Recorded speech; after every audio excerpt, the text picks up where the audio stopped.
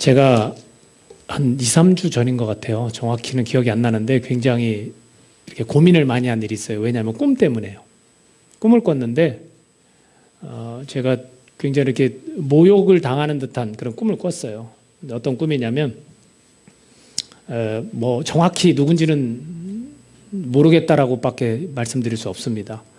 저를 향해서 앞에서 딱 서가지고 비난을 하기 시작하는 거예요. 제가 목회하는 거에 대해서, 설교하는 거에 대해서 막 따지고 가식적이라고 하고 그 내용을 막 조목조목 얘기하면서 비판을 하더라고요. 그래서 되게 심란했어요. 그리고 제가 그 이야기를 듣고 깼을 때 어떤 생각을 가졌을 것 같습니까? 우리 교회 가치 중에 자기 성찰이 있기 때문에 제가 나를 먼저 돌아봤어요. 정말 저기에 해당되는, 지금은 잘 기억이 안 나요. 근데 그 당시에 굉장히 또렷하게 기억나서 잠에서 깨서 그래서 생각을 해봤어요. 내가 저기에 해당되는 비판 받을 만한 일이 있을까? 그렇게 고민하는 중에 며칠이 지났는데 불과 한 2, 3일 정도밖에 안 된 것 같아요. 또 꿈을 꿨어요. 근데 또 다른, 이번엔 정말 누군지 모르지만 저에게 대해서 또다시 이야기를 하는 거예요. 내용은 좀 다르지만 저를 되게 이렇게 험담하는 그런 꿈을 꿨습니다. 그리고 나서 안 되겠다 해서 하나님께 질문했어요. 하나님, 이게 도대체 무슨 꿈입니까? 제가 나를 돌아보고 과연 명확하게 다 기억이 나지 않지만 제가 이런 게 해당되어져서 정말 비판받을 만하고 내가 이걸 고쳐야 되는 부분이 뭡니까? 물었어요. 하나님, 이게 무슨 꿈입니까? 2번을 꿨다는 것은 어떻게 보면 확정지어질 수 있는 꿈인데 이게 뭡니까? 그런데 하나님께서 저에게 이런 음성을 들려주시는 것 같았어요. 정말 그럴까? 부정적인 거예요? 긍정적인 거예요? 정말 그럴까? 저는 긍정적으로 받아들이거든요. 정말 그럴까? 괜찮다고. 그럴 수 있다라고. 그 뒤로 마음이 좀 놓였어요. 저도 자기 성찰을 하기 위해서 요목조목 이렇게 따져보고 목회를 하면서 생각을 좀 심각하게 사실은 좀 해봤어요. 그 꿈 때문에. 그랬더니 하나님께서 오히려 정말 그럴까? 너가 정말 비판받을 짓을 했느냐라는 거예요. 그래서 마음이 좀 놓인 그런 일이 있었는데 여러분, 교회 안에서 이렇게 서로 비판하고 정죄까지는 아니더라도 이렇게 딱 판단하는 거 있잖아요. 그런 일들이 왜 생길까요? 만약 그 공동체 안에 사랑이 넘친다면 저는 그런 일이 없으리라고 믿습니다. 사랑하지 않아서 그래요. 정말 사랑한다면 사랑은 허다한 죄를 어떻게 한다고 그랬어요? 덮어준다고 그랬어요. 옳고 그름의 빠른 판단. 과연 정말 그 사람이 정확히 그거를 빠르게 판단한 걸까요? 오히려 교회 공동체가 정말로 사랑이 넘쳐나면 그런 일이 없을 것 같아요. 교회들이 왜 분열되고 왜 반목하고 그럽니까? 교회가 만약에 사랑에 빠진 공동체다, 단체다, 그럼 여러분 어떨 것 같아요? 저는 끔찍하다고 생각합니다. 교회는 사랑입니다. 예수 그리스도께서 피를 흘리면서 세운 교회예요. 그 이야기는 다시 말하면 우리를 십자가 달려 자기 피를 흘려서 우리를 구원해 주셔서 그 사람들을 모이게 한 그 공동체, 그게 교회예요. 그러니까 아예 사랑으로 세워진 거죠. 그렇지 않아요? 근데 마치 그것이 우리가 생각하는 대로 교회가 형성되어야 되고 우리가 생각하는 대로 이끌려가야 되고 이렇게 여기는 거예요. 아니에요. 주님의 사랑에 우리는 녹아지고 그 사랑에 이끌려가는 거예요. 그 사랑을 다 덧입은 자들이 모인 곳이 교회고 아직 그 사랑이 없다면 당연히 비판할 수밖에 없죠. 그 사랑에 물들도록 이 자리에 그런 사람이 있다면 그 사랑에 물들도록 우리의 사랑을 나눠주고 흘려보내게 되는 거죠. 저는 우리 교회가 이런 사랑의 정신을 갖도록 허락하신 하나님께 참 감사를 드리고 지금 현재 있는 우리 지체들은 그런 사랑을 서로 조금씩 지금 나누고 있다고 저는 믿습니다. 관심을 갖고 기도해주고 있고 그렇게. 그래서 아까 우리 형제들 허그 좀 이렇게 하라고 제가 권유를 한 것이 바로 그런 의미에서 우리가 표현할 수 있는 사랑이 뭐예요? 그냥 떨어져 있는 상태에서 너 알지? 내가 사랑하는 거 이게 아니라 정말 이렇게 표현해서 안아주고 사랑하고 축복합니다. 이렇게 말해주는 겁니다. 이게 형식이 아니에요, 여러분. 제가 사랑하고 축복합니다라고 하는 거는 정말 사랑하는 예수 그리스도로부터 받은 사랑으로 사랑하는 것이고 정말 축복해 주는 거예요. 하나님의 복이 임하기를 정말 빌어주는 마음으로 사랑하고 축복합니다. 이렇게 인사를 하는 거예요. 우리 그런 의미에서 우리 서로 앞뒤, 옆에는 굉장히 친한 분들이죠. 그러니까 덜 친한 우리 앞뒤, 좌우 이렇게 멀리 계신 분들한테 사랑하고 축복합니다. 한번 해봅시다. 자, 좌우 우리 앞뒤 사랑하고 축복합니다. 사랑하고 축복합니다. 쑥스러워하지 마십시오. 이 사랑은 인간적인 사랑이 아닙니다. 그리스도의 사랑입니다. 헌신적인 사랑입니다. 이 축복은 세상에서 잘 되십시오가 아니라 하나님이 당신에게 허락하는 그 복 마음껏 누리기 원합니다라는 그런 소원을 담아서 인사하는 거예요. 사랑하고 축복합니다. 여러분, 예수님께서 오늘 말씀 보면 이게 베드로 전서의 이야기인데 예수님께서 이렇게 가까이 지내는 제자들이 있었어요. 그래서 이 사랑에 관해서 예수님 곁에서 가까이 지냈던 제자들한테 듣는 것이 좀 좋지 않을까. 그 중에서 베드로, 요한 아주 가까이 지냈기 때문에 예수님이 얼마나 사랑을 갖고 계신지나 하나님이 베풀어 준 사랑이 뭔지를 더 정확히 깨달았지 않았을까라는 생각을 가져봅니다. 그리고 또 한 명, 바울. 사도 바울은 자기가 예수님을 만났다 해서 직접 삶을 같이 나누고 밥 먹고 자고 이러지는 않았어요. 근데도 예수님을 직접 만났다 해도 자기는 사도다라는 칭호를 가지고 예수님에 대해서 너무나 잘 알고 잘 전했던 그런 일꾼입니다. 그래서 이 세 사람에 관한 이야기를 통해서 한번 교회는 사랑입니다라는 제목으로 말씀을 좀 나눠보려고 하는데요. 교회 리더십들도 마찬가지인 것 같아요. 교회 리더십들도 곁에 가까이 있으면서 대화하고 밥 먹고 지내다 보면 그 목회자에 대해서 목사에 대해서 잘 알게 되지 않을까. 그렇죠? 근데 사람들은 자꾸 이걸 차별이라고 생각하더라고요. 이거 차별 아닙니다, 여러분. 누구든 곁에서 언제든 대화할 수 있고 언제든 같이 가까이 할 수 있어요. 누구든 그럴 수 있는 건데 그냥 그걸 단지 하지 않는 것뿐이지 여러분들이 목사와 가까이 지내는 거 누구든 다 가까이 지낼 수 있어요. 대화하고 밥 먹고 그렇게 해보십시오. 당연히 이 목사 어떤 사람이구나 라는 걸 알게 되는 거예요. 그러니까 여러분들도 좀 더 적극적인 그런 마음으로 같이 이렇게 지내면 좋겠다라는 생각이 들고요. 그리고 특별히 이 예수님 곁에 12명이 있었지만 특별히 이렇게 곁에서 같이 다녔던 그런 사람들도 있듯이 어쩌면 교회 공동체 리더십들 중에서도 같이 교회의 운영과 교회의 목양과 이런 것들을 담당해야 될 그런 사람들이 있을 수는 있다라는 거. 그래서 오해를 하지 않는 것이 서로에게 유익한 것 같습니다. 그래서 저 목사는 누구누구들만 가까이 지낸다 뭐 이런 얘기하고 그러죠. 저도 많이 들었거든요. 목욕자로 있으면서도 많이 들고. 근데 결코 그렇지 않습니다. 여러분들이 오해를 하지 않았으면 좋겠다라는 생각도 가져봅니다. 여러분, 베드로의 권유예요. 오늘 말씀은 뭐라고 했냐면 마음으로 뜨겁게 서로 사랑하라. 베드로가 사랑에 관해서 이야기를 했거든요. 근데 베드로가 이런 권유를 했는데 사랑을 강조할 수밖에 없었어요. 베드로는. 왜 그럴까요? 요한복음 21장에 보면 베드로는 예수님이 부활해서 다시 베드로 앞에 나타났을 때 베드로가 그런 고백을 해요. 예수님께 질문을 하셨잖아요. 네가 나를 사랑하느냐? 이 질문은 오늘 우리에게도 동일해요. 예수님은 우리에게 나타나서 내가 나를 사랑하느냐? 아무개야, 내가 나를 사랑하느냐? 그럼 여러분 뭐라고 대답하실 거예요? 베드로가 아마 똑같이 대답하실 것 같아요. 주님, 제가 주님 사랑합니다. 내가 주님을 사랑하는지 주님께 더 잘 아십니다. 예수님이 뭐라고 대답하셨어요? 그렇다면 너는 내 양을 먹이라. 그렇게 말씀하셨어요. 그러면 네, 순종하겠죠. 죽었다 다시 살아나신 부활하신 예수님 만났으니까 순종하겠죠. 근데 곤란한 질문을 또 하시는 거예요. 네가 나를 사랑하느냐?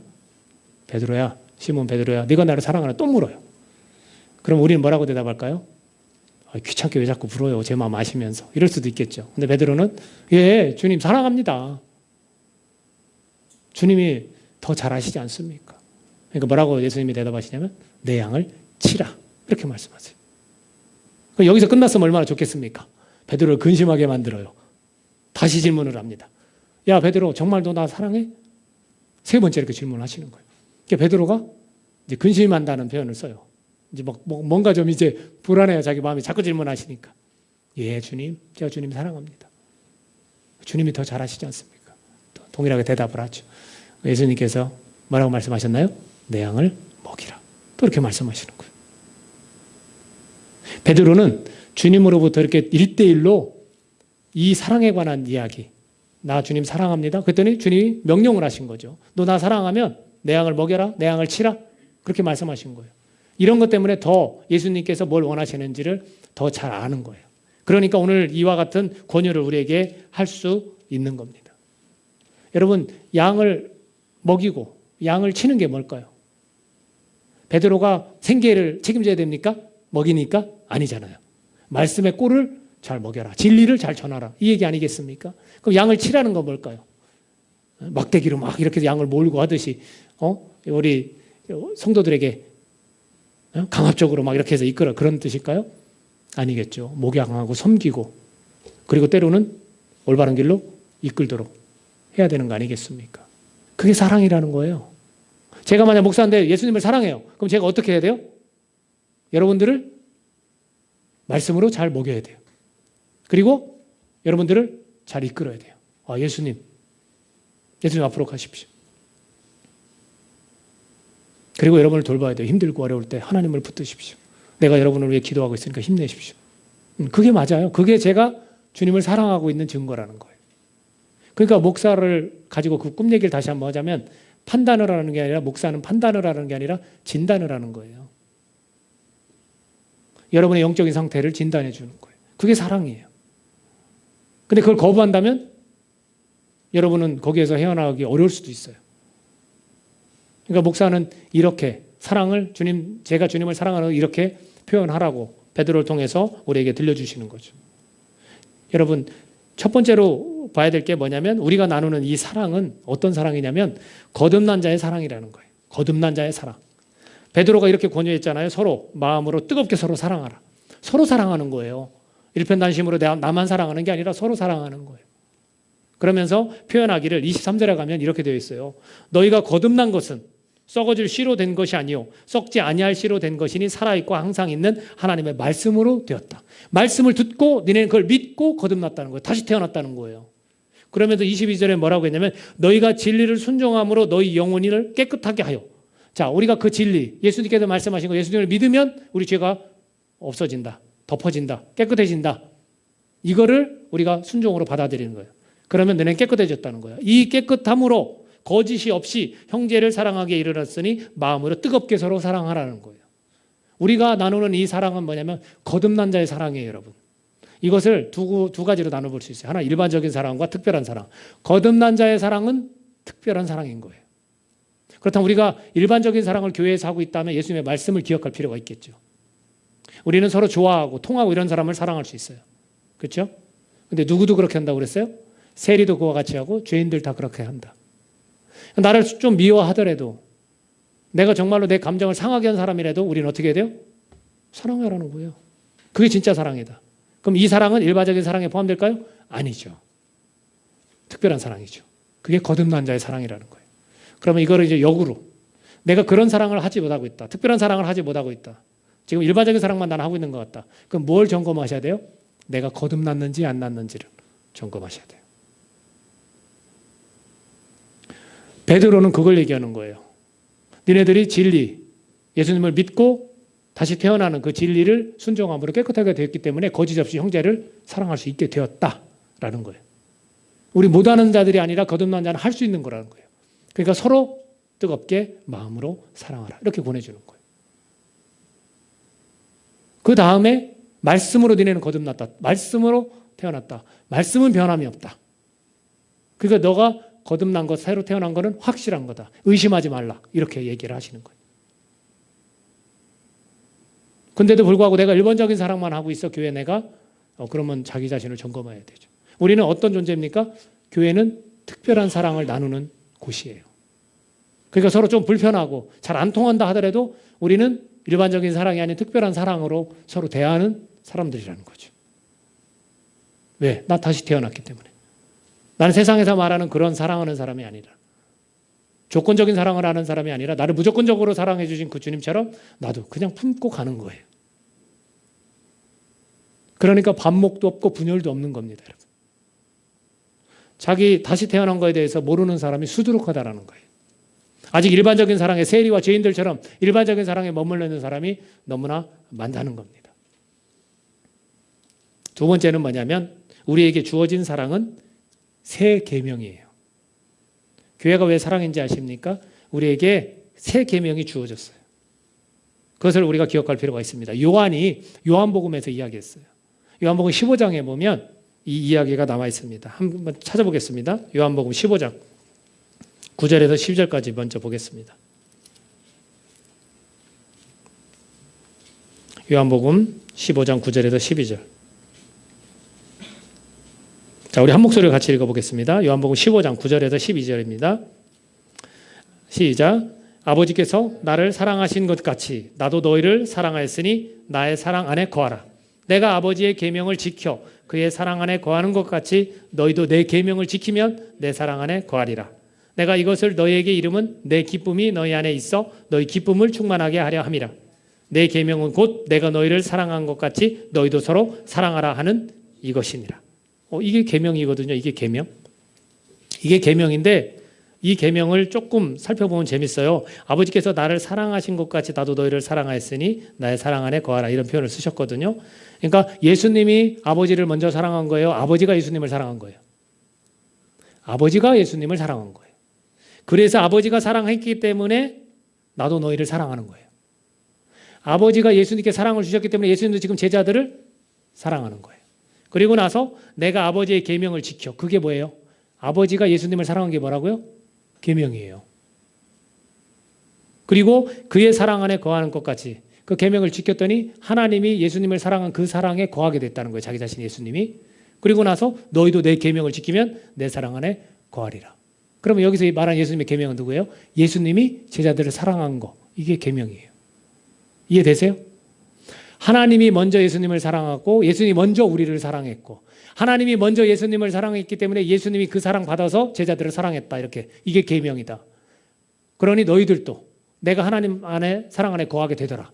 너희들도 내 사랑을 지금 받았지? 그러면 이 사랑을 가지고 서로 사랑하라. 이게 계명이라는 거예요. 이해되셨죠? 그러니까 우리가 지금 사랑을 예수님을 먼저 한 겁니까? 예수님의 사랑을 받은 겁니까? 받은 거예요. 그게 계명이에요. 새 계명은 그 사랑 받았으니 어떻게 하라고 너네끼리? 사랑하라는 거예요. 그러면서 15절에서 19절 또 읽겠습니다. 15절에서 19절까지 같이 했습니다. 시작. 이제부터는 너희를 종이라 하지 아니하리니 종은 주인이 하는 것을 알지 못함이라. 너희를 친구라 하였노니 내가 내 아버지께 들은 것을 다 너희에게 알게 하였습니다. 너희가 나를 택한 것이 아니요 내가 너희를 택하여 세웠나니 이는 너희로 가서 열매를 맺게 하고 또 너희 열매가 항상 있게 하여 내 이름으로 아버지께 무엇을 구하든지 다 받게 하려 함이라. 내가 이것을 너희에게 명함은 너희로 서로 사랑하게 하려 함이라. 세상이 너희를 미워하면 너희보다 먼저 나를 미워한 줄을 알라. 너희가 세상에 속하였으면 세상이 자기의 것을 사랑할 것이나 너희는 세상에 속한 자가 아니요 도리어 내가 너희를 세상에서 택하였기 때문에 세상이 너희를 미워하느니라. 아멘. 여러분 여기서 재미난 이야기를 해요. 종은 몰라요. 주인이 하는 걸. 근데 니네 친구이기 때문에 다 지금 주인이 뭘 가지고 생각하는지 다 알았다는 거예요. 그리고 나서 너넨 친구다라고 이야기하면서 너에게 이렇게 명하는 것은 열매를 맺게 하고 또 그거를 통해서 아버지께 구하면 무엇이든지 다 받게 하렴이라. 이렇게 표현을 하고 있어요. 그러면서 서로 사랑하라. 결국은 사랑이 모든 걸 이룬다는 거예요. 그렇죠? 사랑이 그걸 이루는데 예를 들어서 첫 번째로 말씀드렸던 일반적인 사랑이 바로 이 세상이에요. 그런데 니네는 특별한 사랑을 하기 때문에 세상이 니네를 받아주지 않아. 그러니까 세상이 누구를 미워해? 너희를 미워하는 거야. 우리가 일반적인 사랑, 세상에서 말하는 사랑을 하면 세상은 우리를 반길 거다. 이렇게 표현하는 거예요. 그러나 너네는 특별한 사랑을 하는 사람들이기 때문에 원수를 미워하지 않고 원수를 위해서 오히려 기도하고 너희의 감정을 상하게 한 사람도 너희는 사랑할 수 있는 존재이기 때문에 너희는 미움을 받을 거야. 이렇게 말씀하시는 겁니다. 이것이 우리에게 주어진 새 계명이라는 거예요. 일반적인 사랑은 옛사람의 모습으로 했던 사랑이라면 이제는 우리가 거듭났으면 특별한 사랑을 하는 사람들이에요. 이 특별한 사랑을 하는 사람들은 새 계명을 받은 사람들이에요. 예수님이 먼저 우리를 사랑하신 거. 하나님이 예수님을 사랑하셔서 예수님은 우리 제자들, 우리를 사랑하셨듯이 예수님이 우리를 사랑하시기 때문에 그 사랑 받아서 우리도 서로 사랑하는 거. 이게 새 계명이라는 거예요. 이것은 따라야 하는 거예요, 여러분. 명령이에요. 내가 해도 되고 안 해도 되는 게 아니에요. 우리는 거듭났다면, 내가 다시 태어났다면 특별한 사랑에 거하는 자들로서 해야 되는 겁니다, 여러분. 이건 명령이에요. 근데 우리는 우리가 선택을 해, 사람을. 저 사람은 내가 사랑해도 될 사람, 이 사람은 사랑할 수 없는 사람. 여러분, 친한 거하고 오해하시면 안 돼요. 그 사람 사랑하면 친하게 지라는 얘기가 아니에요. 절친, 뭐 이런, 그렇게 지내라는 게 아니에요. 비록 가까이 할 수는 없어도 내가 그 사람을 위해서 기도하는 거, 그게 사랑 아니겠습니까? 그 사람이 하나님과 좀 가까워지기를 바라는 거, 이게 사랑 아니겠습니까? 특별한 사랑은 좀 달라요, 여러분. 내가 저 사람을 정죄하는 거, 저 사람 조금 죄를 진 것 같아, 교만한 것 같아, 정죄하는 거, 이건 일반적인 사랑이에요. 특별한 사랑은 그거 아니거든요. 특별한 사랑은 정죄하지 않는 거예요. 저런 어려움을 통해서, 저런 완악함을 통해서 하나님 앞으로 갈 거야. 하나님은 은혜 주실 수 있어. 이게 특별한 사랑이에요. 이것을 지금 우리는 명령으로 받아들이고 따라야 한다는 거예요. 그래서 아마 이 요한복음 15장에 보면 포도나무와 가지의 비유가 나와요. 그리고서 지금 이 이야기가 쭉 이어져요. 우리가 9절부터 읽었잖아요. 근데 1절부터 8절까지 그 얘기거든요. 그럼 이걸 뭘 얘기해 주는 거냐? 이 특별한 사랑을 우리가 할 수 있으려면, 서로 이 교회 공동체 서로 사랑할 수 있으려면 우리는 포도나무신 예수님께 가지로서 붙어 있어야 가능하다라는 걸 보여주는 겁니다. 자꾸 내가 하려고 하니까 쉬워요? 쉽지 않아요. 저를 비판하는 사람을 제가 어떻게 사랑할 수 있겠습니까? 근데 제가 예수님께 붙어 있으면 가능하다는 거죠. 그걸 보여주시는 거예요. 왜? 내 안에 예수님이 계시니까. 예수님이라면 지금 나를 비판했던 사람도 예수님이 품고 갈 거예요. 자기를 파르셨던 가룟 유다도 사랑했다고 표현했듯이 마찬가지죠. 그러니까 우리는 포도나무신 예수님께 붙어 있어야 이런 특별한 사랑을 할 수 있다는 거예요. 여러분, 제가 일반적인 사랑, 예수님의 용서를 깨닫기 전에는 이제 사람을 이렇게 나눴어요. 딱 내 스타일에 맞는 사람, 그런 사람하고 가까이 지냈어요. 옷 입는 것도 말하는 것도 수준이 좀 떨어진다면 잘 안 지냈어요. 굉장히 나쁘죠. 근데 예수님의 사랑 깨닫고 나를 용서해 주심을 내가 깨닫고 난 후, 그리고 내가 시간을 허비했구나, 그리고 내가 잘못된 사고를 가지고 살았구나, 내가 하나님 앞에서 죄를 짓는 삶을 살았네, 그걸 깨닫고 난 후 내가 차를 타고 운전하는 중에 눈물을 펑펑 흘린 적이 있어요. 정말로 이게 이제 차에 썬팅이 되었지 않은 그런 차였거든요. 형님 차였는데 제가 이제 기도원을 잠깐 갔다 오느라고 차를 가지고 이제 어머니가 기도원 가시는 데도 모셔드리고 이렇게 나오는데 차에서 이제 음악이 딱 나오고, 근데 눈물을 엄청 흘렸어요. 근데 찬양을 듣고 그렇게 흘렸어요. 찬양을 듣고. 어떤 찬양인지 아십니까? 아주 먼 옛날 하늘에서는 당신을 향한 계획이 있었죠. 하나님께서 바라보시고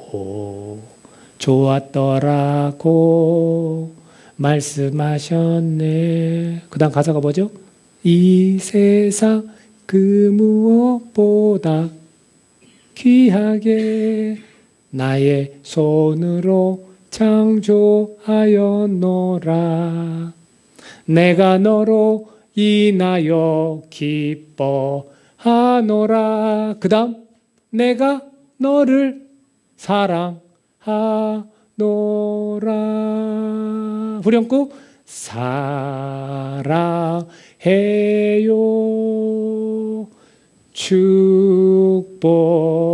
축복해요 당신의 마음에 우리의 사랑을 드려요. 와, 이 찬양을 듣는데 와, 무너졌어요. 이게 기쁨의 눈물이에요. 와, 하나님이 나를 사랑하시는구나. 그리고 우리의 공동체가 나를 사랑하는구나. 교회라는 곳에서 내가 이런 사랑을 받는 거구나.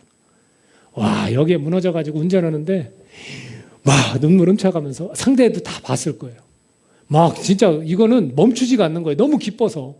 내가 사랑받는다는 걸 느끼지 못해. 난 일반적인 사랑만 갖고 있었던 사람이라.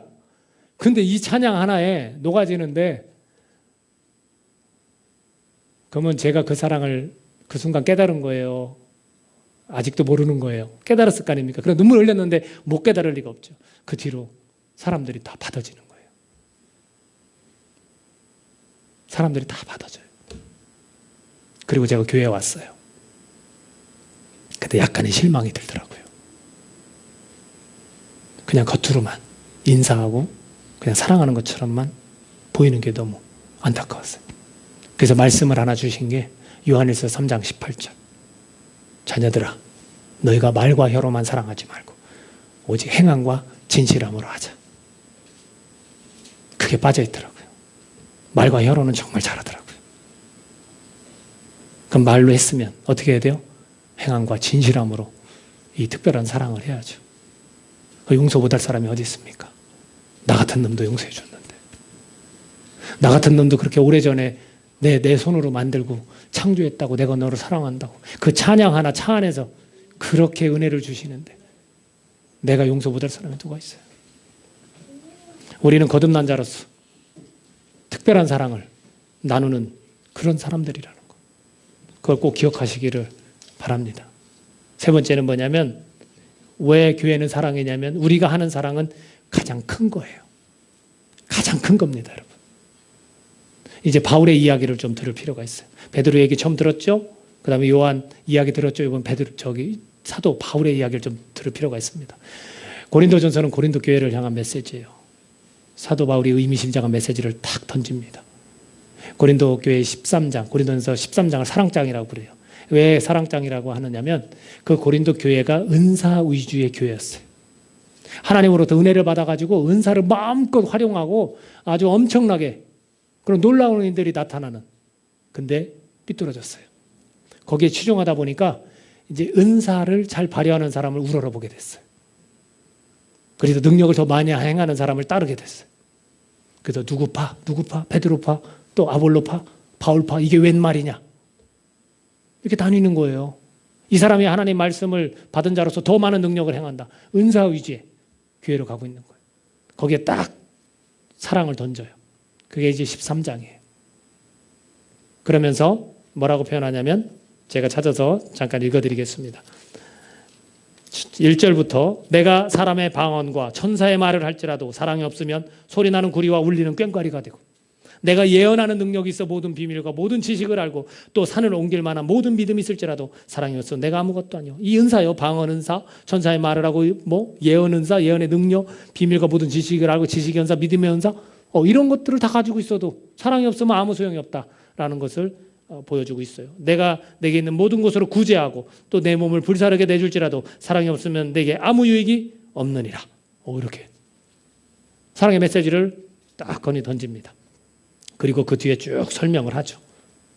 지금 우리가 사랑을 나누면서 살아야 되는데 이것은 이제 부분적으로만 우리가 아는 것뿐이다. 나중에 주님 만나는 그날은 모든 것들을 알 때가 올 것이다. 마치 얼굴과 얼굴을 대면하여 볼 것이다.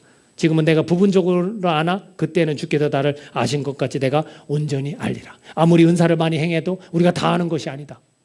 나도, 사도인 나도 부분적으로만 지금 아는 거다. 그러나 주님 만나는 그날에 내가 모든 걸 알 것이다. 이렇게 말하면서 13절 이렇게 표현합니다. 마지막 구절에서 그런즉 믿음, 소망, 사랑 이 세 가지는 항상 있을 것인데 그 중에 제일은 사랑이라. 여기서 말하는 이 제일은 다른 번역으로 표현하면 가장 큰 것은, 더 큰 것은 이렇게 나와 있습니다. 그러니까 우리가 주님 만나는 그날까지 믿음도 있고 소망도 있고 사랑도 계속 있다는 거예요. 이거는 은사보다 더 중요한 것들이에요. 그러나 그 중에서 가장 큰 것, 더 큰 거는 사랑이다라는 거예요. 그러니까 어떻게 말하면 믿음과 사랑을 다 포함한 아주 큼지막한 것이 뭐라고요? 사랑이라는 거예요.